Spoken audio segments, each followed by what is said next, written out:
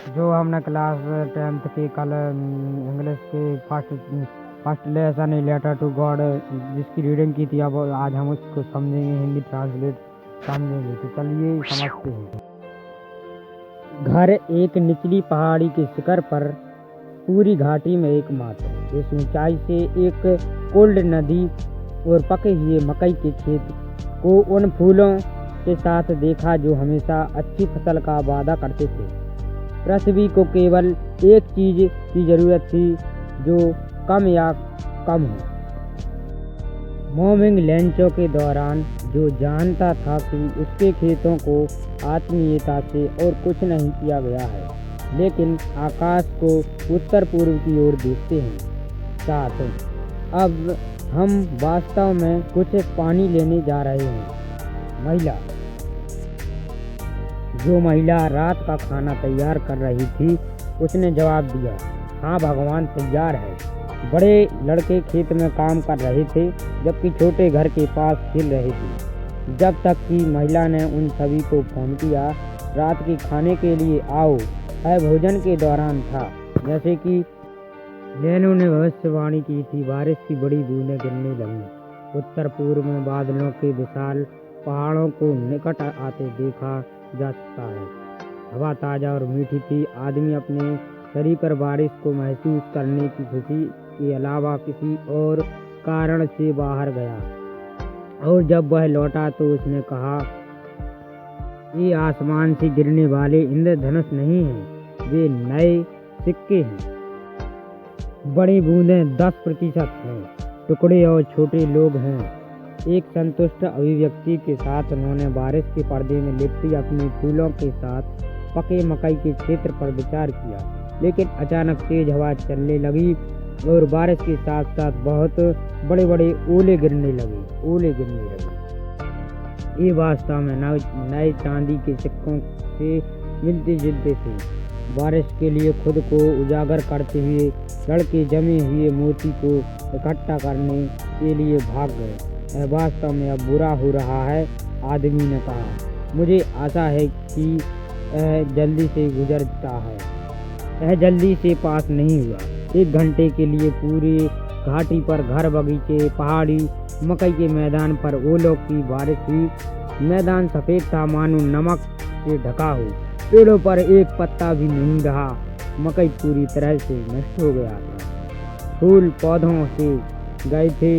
लैंचो की आत्मा दुख से भर गई। जब तूफान गुजर चुका था, वह मैदान के बीच में खड़ा था और उसने अपने बेटों से कहा, टिड्डियों का एक प्लेग होगा, इससे अधिक छोड़ दिया है। ओलों ने कुछ भी नहीं छोड़ा है। इस साल हमारे पास कोई मकई नहीं होगा। वह रात एक दुखद थी। हमारे सभी काम बिना कुछ लिए।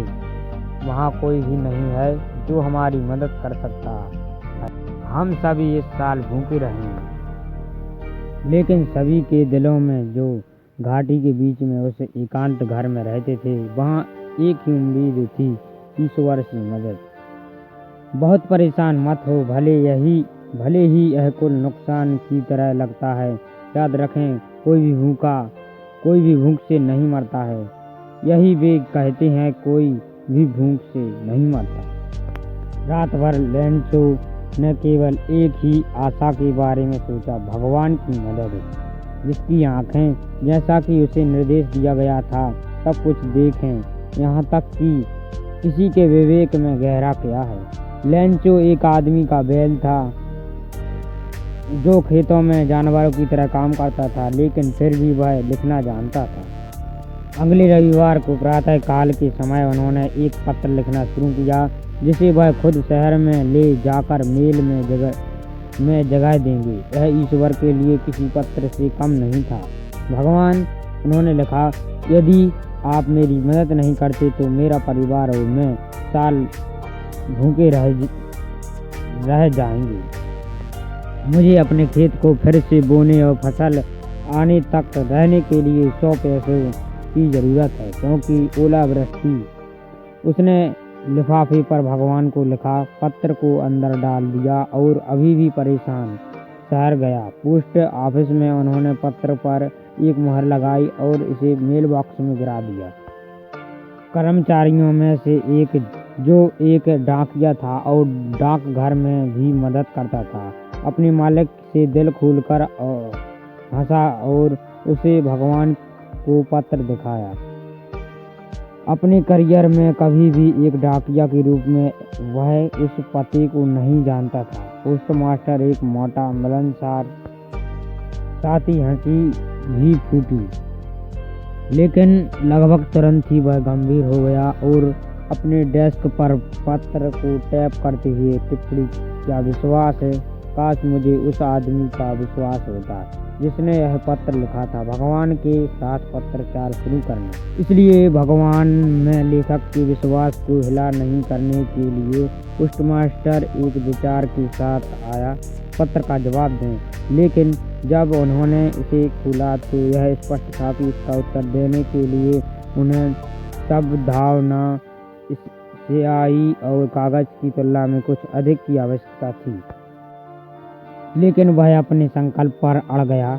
उसने अपने कर्मचारियों से पैसे मांगे, उसने खुद अपने वेतन का हिस्सा दिया और उसके कई दोस्त दान के कार्य के लिए कुछ देने के लिए बाध्य थे।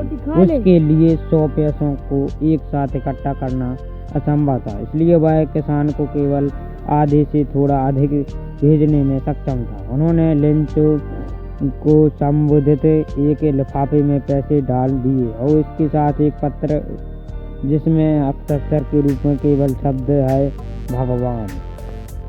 अगले रविवार को लेंचो सामान्य से थोड़ा पहले पूछने के लिए आया कि क्या उसके लिए कोई पत्र था।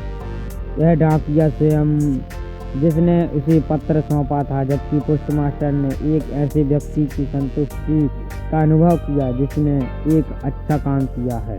अपने कार्यालय से देखा। लेंचो ने पैसे को देखते हुए थोड़ा आश्चर्य नहीं दिखाया। उनका विश्वास था कि जब वह पैसे गिनेंगे तो वह बेनाराज हो जाएंगे। ईश्वर ने कोई गलती नहीं की, ना ही वह कर सकता था, लेकिन उसने जो भी अनुरोध किया था वह लेंचो से इनकार कर सकता था।